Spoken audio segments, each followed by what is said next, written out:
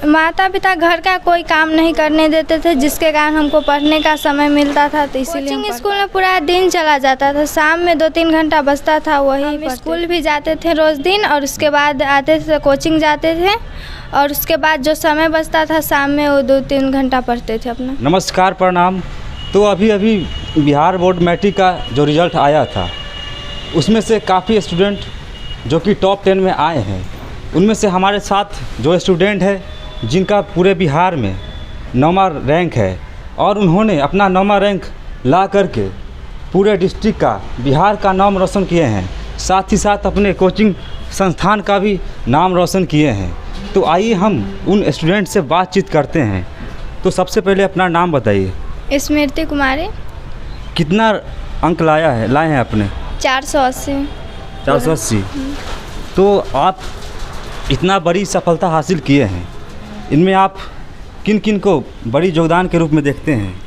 सबसे बड़ा योगदान इसमें संतोष सर का है जी। और उसके बाद मेरे परिवार का। तो सबसे पहला सवाल है कि आप पढ़ाई कितना घंटे करते थे? हम स्कूल भी जाते थे रोज़ दिन, और उसके बाद आते थे कोचिंग जाते थे, और उसके बाद जो समय बचता था शाम में वो 2-3 घंटा पढ़ते थे अपना। जिस कोचिंग में पढ़ाई करती थी वो कोचिंग कौन सा है? Target Bihar board coaching, Harpur अस्ती। ये कहाँ है कोचिंग? हरपुर अस्ती में। ठीक है, तो कोचिंग में किस तरह की पढ़ाई होती थी? कोचिंग में बहुत अच्छा पढ़ाई होते थे, बहुत सारे सर आते थे पढ़ाने के लिए। उसमें कौन से टीचर हैं जो आपको पढ़ाए थे? संतोष सर पढ़ाए थे, असगर सर, नीरज सर, ये सब आते थे पढ़ाने के लिए। रामानंद सर, दीपक सर भी आए थे पढ़ाने के लिए। कोचिंग के अलावा आपने घर पे कितने घंटे पढ़ाई करती थी? कोचिंग स्कूल में पूरा दिन चला जाता था, शाम में 2-3 घंटा बचता था, वही पढ़ते थे।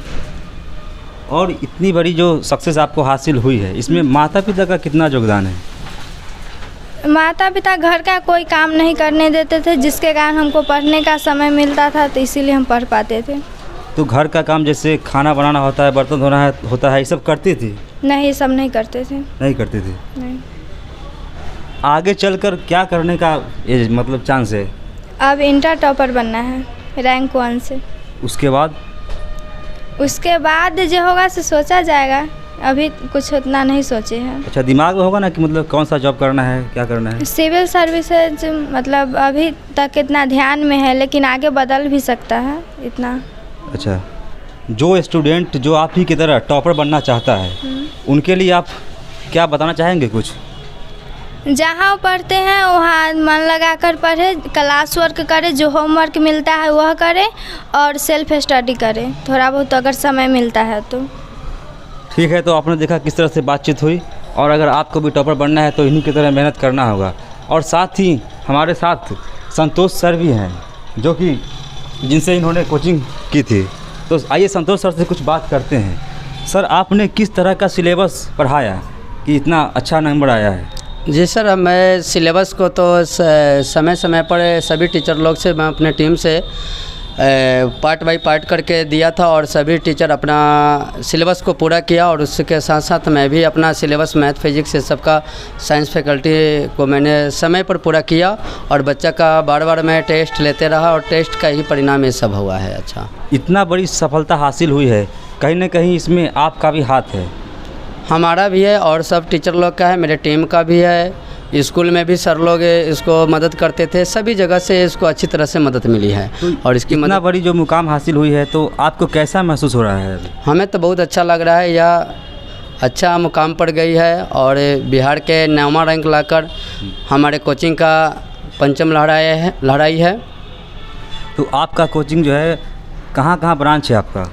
मेरा एक ब्रांच महुआ में एजी फिजिक्स के क्लास के नाम से चलता है जी। दूसरा क्लास जो मेरा है टारगेट बिहार बोर्ड हरपुर अस्ती चौक पे चलता है, जिसमें यह टारगेट बिहार बोर्ड में पढ़ती थी हरपुर चौक, जो वहाँ पे 10th ही ओनली फॉर चलता है, और महुआ में मेरा 11th 12th एजी फिजिक्स के नाम से ही चलता है।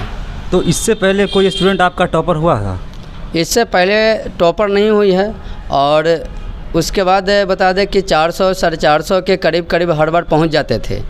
लेकिन इस बार भी मैं उम्मीद रखा था कि 450 प्लस क्रॉस कर जाएंगे। इसका टेस्ट से जो देखते थे 100 में 100 टेस्ट में मार्क्स उठाती थी, तो हमको कभी कभी शंका होता था, इसे बोलते थे कि हमें तुमसे बहुत ज़्यादा उम्मीद है कि इस बार हम बिहार बोर्ड तक कम से कम पहुँचाओ तुम लोग।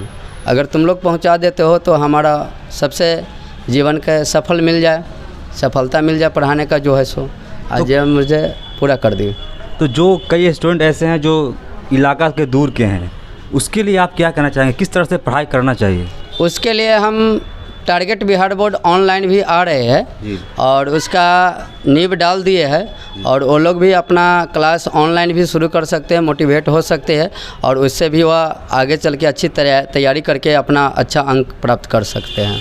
तो आपने यूट्यूब पर चैनल खोल लिए हैं? जी खोल लिए है, टारगेट बिहार बोर्ड के नाम से है।